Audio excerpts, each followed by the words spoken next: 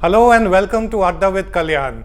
You know, whenever we talk of food blogging, and if you see the chatter on Twitter, most people talk about restaurant bloggings, but there's a lot more to food blogging. And one of the big things which came out of food blogging right from the early days was blogging about recipes, blogging about food, and blogging about regional food. And that's one big difference which food blogs brought in, writing about food, which is often neglected in mass media. And today I've got with us some lovely food bloggers who've been writing about food in their different communities. They've joined us today from different parts of Mumbai. They've come into our studio and they've traveled a lot to come here. And we've also got a very special friend joining us from Dubai. So today in the studio, we've got Anjali Koli. She belongs to the Koli community, which is one of the earliest settlers in Mumbai, and they're a fishing community. And she writes a blog called Anna Parabrahma, which is on Kohli Food, and she's also done a very interesting initiative which I'm going to talk to her soon about Bengali Food. I've also got a very close friend of ours, Rhea-Mitra Dalal. Rhea's blog is very interesting. It's called Euphoria. It's about 7 years old now. Yeah, it's one of the earliest blogs around. Now, Rhea is a Bengali, a Mumbai Bengali, who's married to a Parsi. So therefore, her blog sees a lot of Parsi food, and she's actually married into a catering family, and a lot of Bengali food, and a lot of baking, which she does as well. Bread, anything, basically. Yeah. And also joining us from Dubai is Ishita, who writes the blog Ishita Unblogged, who made me a very lovely Bengali dinner on my birthday when I was in Dubai this year. And she started off chronicling her food memories from Kolkata, and her blog as well as her social media presence has grown since then. And she writes a lot about what's happening in Dubai, and she edits a magazine called Foodie Hub, Foodie DXB, which is the short form for Dubai. She's a co-editor for that, and she stayed true to her Bengali roots as well. So I'm going to start with you, Anjali. What made you think of writing about Kohli Food? Actually, it wasn't much about Kohli Food. It was more about the Kohli family food, and so it started out because we were a scattered family. My brothers were somewhere else, and I was in Bangalore, and so it was a way of broadcasting the news at my end. So some requests for recipes came in, some about traditions that we follow. So it was more of like communicating to my family, and then the readers tuning into it. So it was like a broadcast for me across families. So has it been easy to get these traditional recipes, because you are more a modern Koli and you've also lived in Bangalore and things like that. So how do you get those traditional recipes? Yeah, the fun part is when I started out writing my recipes, I realized that we as a family have become vegetarian over the years, slowly, and now it's like purely vegetarian. So I was actually adapting traditional Koli recipes into vegetarian recipes with the Koli traditional ingredients. So that was the unique thing about it, and then that is when the urge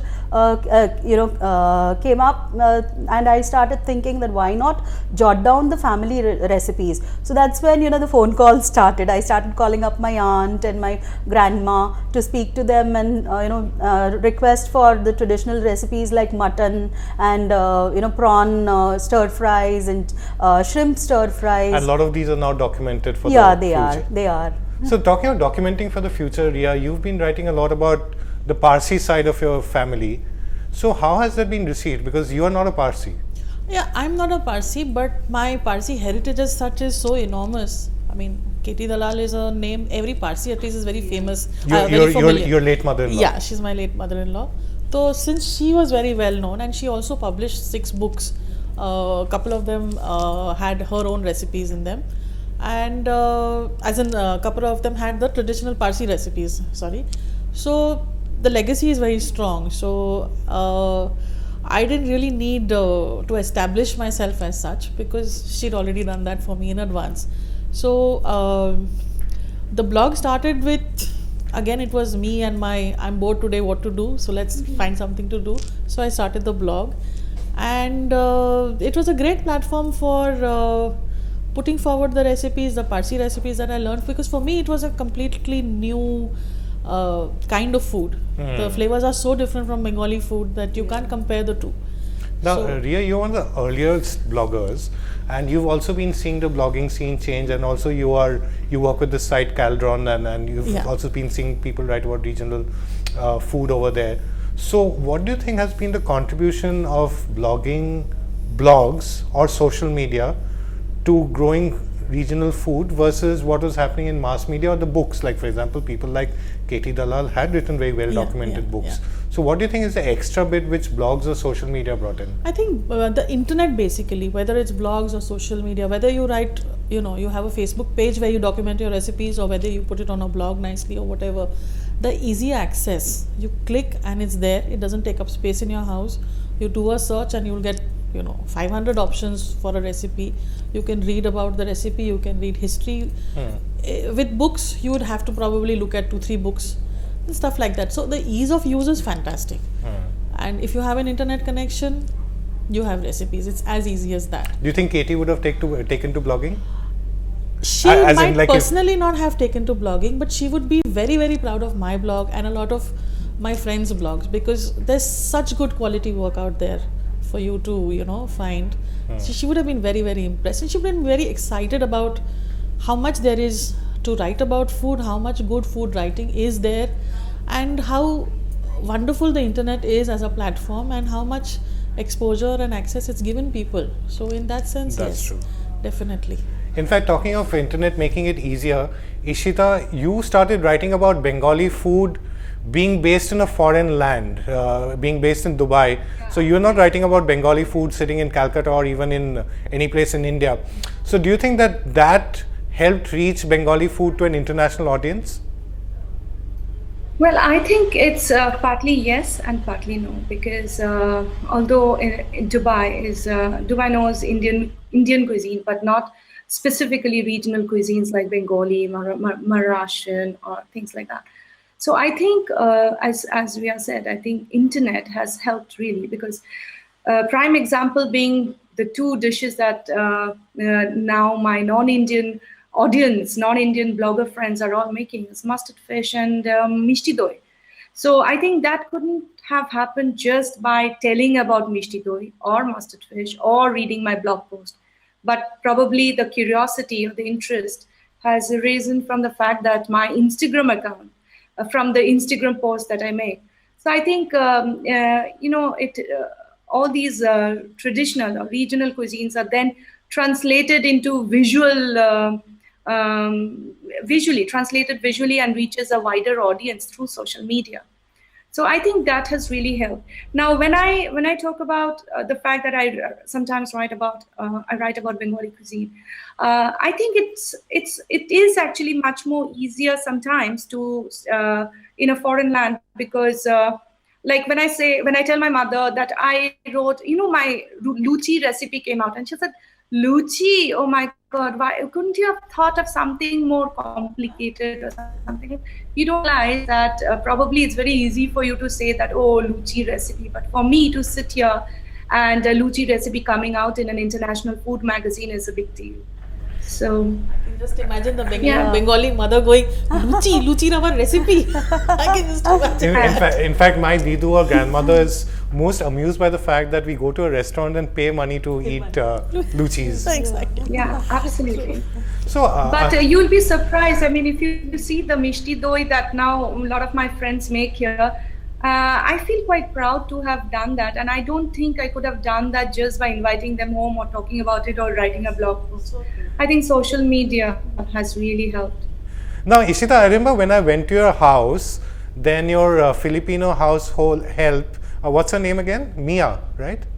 Mila, yeah. So she had made this salmon with sorse in a very Bengali style as taught by you. And I remember that you said that this entire endeavor of your teaching her Bengali food and her cooking it and it being so satisfying for a Bengali reflects in a way what you're trying to do in your blog. Why did you say that?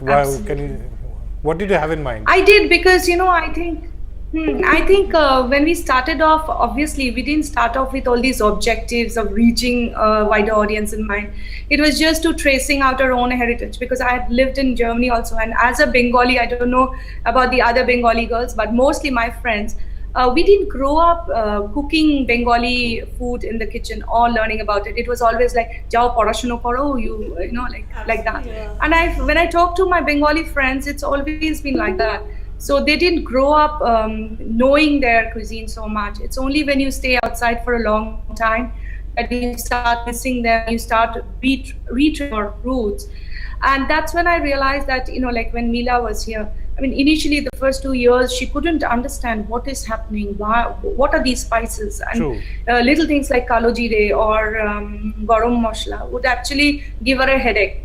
But I think she went to Calcutta, and slowly she started acquiring this taste. It's an acquiring taste. True, and I think that I feel that's the I think this has been a great way of spreading regional food awareness. In fact, like you're saying, Ishita, like not only to different communities in a country, but even to other international places, whether it's your Filipino house help or your international friends in Dubai.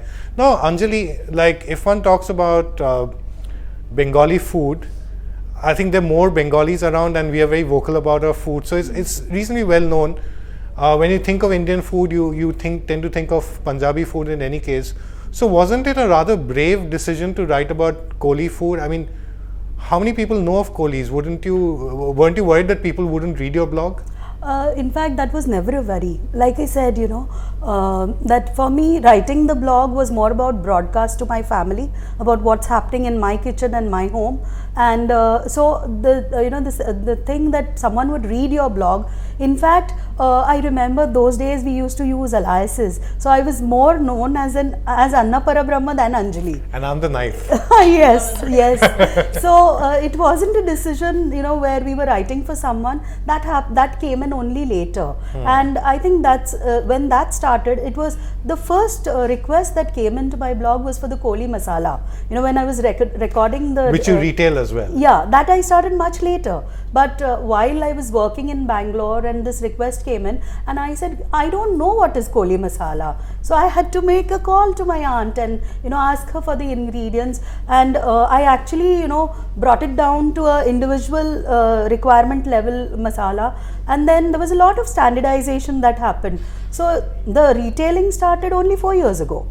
In fact, taking from a point where Anjali said that she didn't know about it, and even Ishita said that we didn't grow up cooking this. Now that's true about a lot of bloggers. There are a lot of bloggers out there are not trained chefs, or they've not gone through hotel management schools and stuff like that.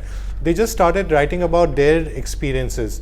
Do you think that this affected the credibility of bloggers? And I'm saying this because you observe so many blogs as well. Well, there are kinds and kinds of, recipe bloggers as such. Some of us have learned at our grandmother's knee and our mother's knee or whatever. And then there are others like me who have learned from the internet and from other blogger friends and occasionally an aunt or an uncle or something. So the Bengali recipes that I note down in my blog, mainly they are what I have learned in my old age. Mainly also after I got married and started seriously cooking and got more interested in food because I got married into a food mad family. Hard to believe, but the family I come from, they're not particularly interested in food. So my grandmother, for example, maybe knew 5.5 recipes.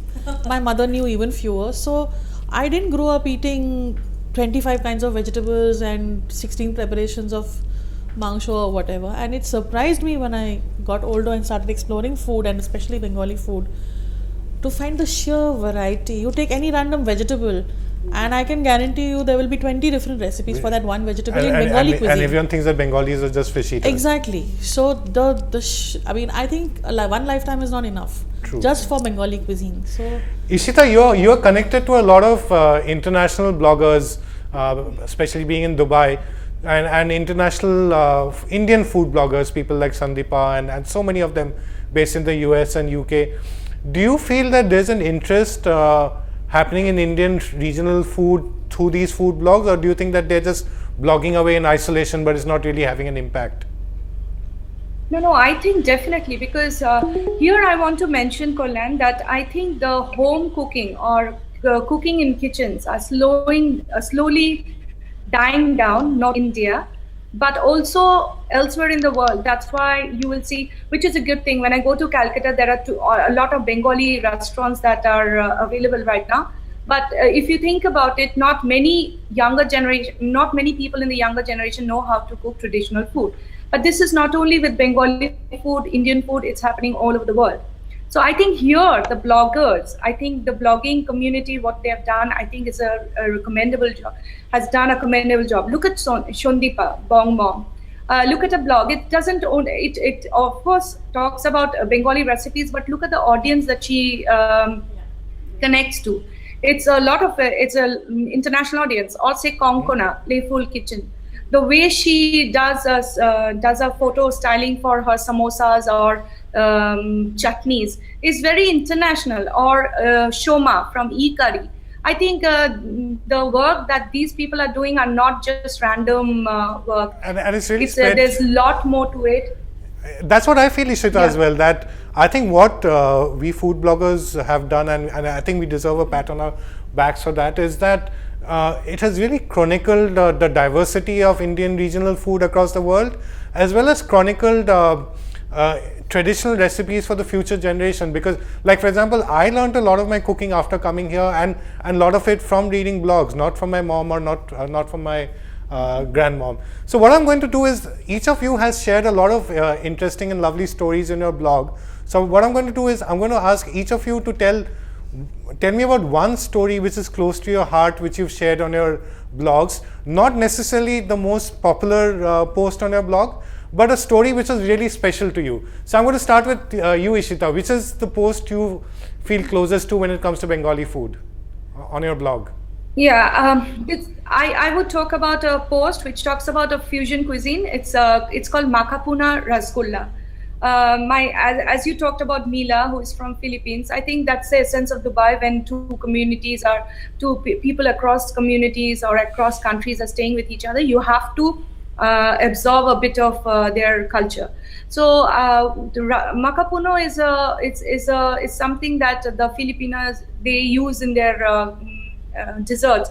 It's a coconut dipped in sugar syrup, and rasgulla. So I think when Dubai, there was a local regional television channel, when they approached us to do a recipe for Ramadan, I did rasgulla makapuno, with the story being that Mila has become a Bengali and I have become a Filipina. So I think fantastic. This story is very close to our heart. So while the Orias and the Close to Bengalis, while the Orias and the Bengalis are fighting out about who invented Rasgulla, you've actually gone ahead and invented a Filipino Rasgulla. Actually, talking of this connection, in fact, Simon Majumdar, who's this British food blogger, whose mom was Bengali, is now married to a Filipino. So I think I'll give your recipe to him. So thanks for joining us, Ishita. What about Rhea? What's close to you? Like people think that Bengalis are all about fish. So people also have this perception that Parsis are all about non-veg, and they don't have any idea about vegetables or vegetarian food. So one of these conversations I was having with my mom-in-law, asking her about, unusual recipes or whatever. So she told me a very, very simple recipe to cook nol kol. Nol kol is kol rabi. Now, see that face you made? Even I had no clue what a nol kol was. So it turned out it's a kol rabi, which is a winter vegetable. And the Parsis cook it simply. You peel it, you cube it, and the gravy is a simple coconut, jeera, salt. Wow. And in fact it's very similar to. And people think that Parsi food is very masala heavy. Exactly. So it's a beautiful, simple recipe. The recipe is over in like 5 lines, and it's delicious. So I'm going to look it up in your blog and make it for my wife's mama, who's Parsi but a vegetarian and likes the food. Perfect. You guys normally send the vegetables too for him. Parsi recipe. It's not fusion. It's not, So Anjali, which post is close to your heart? I would like to mention two. One is there was a very viral post. It was more about the techniques that Which went viral. Yeah, it didn't get fever. Yeah, it went viral, and it was in fact published on one of these very popular European sites. It's not online anymore. But that post, it was more about techniques, and I had put a picture of my grandmammy, doing the masala on the varvanta pata, the flat stone and the rolling which stone. we call shilnora in in Bengali. Yeah. So that post was really appreciated, and people who are moving towards slow food, they wanted to follow that, and so they said Tera Madre guys should figure out about that. Yeah. And which is the other one?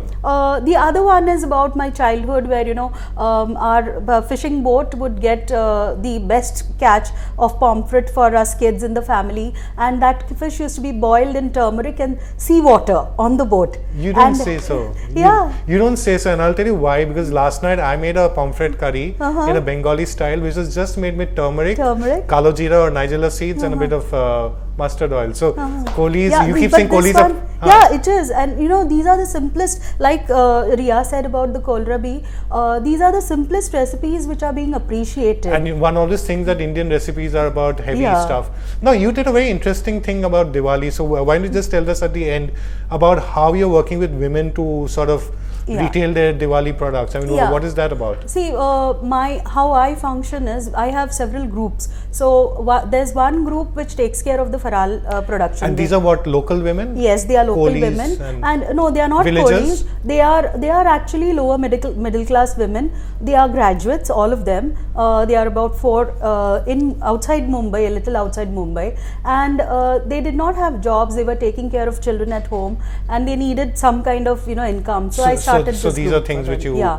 So you market them through your blog. Yes. So I think that's another wonderful example, Anjali and Rhea, because your catering business also is propelled about it. I think it's a great way of how blogs can be used to promote good causes, promote businesses, and I think this example, Anjali, of promoting local handicrafts and food through your blog is also a great idea. So you are seeing what all is happening in the world of regional food and how that's being promoted by food blogs. So I'm going to leave you with a story which is very close to my heart also, which is about regional food, which is to do with Diwali, but not the Punjabi Diwali. This is actually a story from the Bengali culture.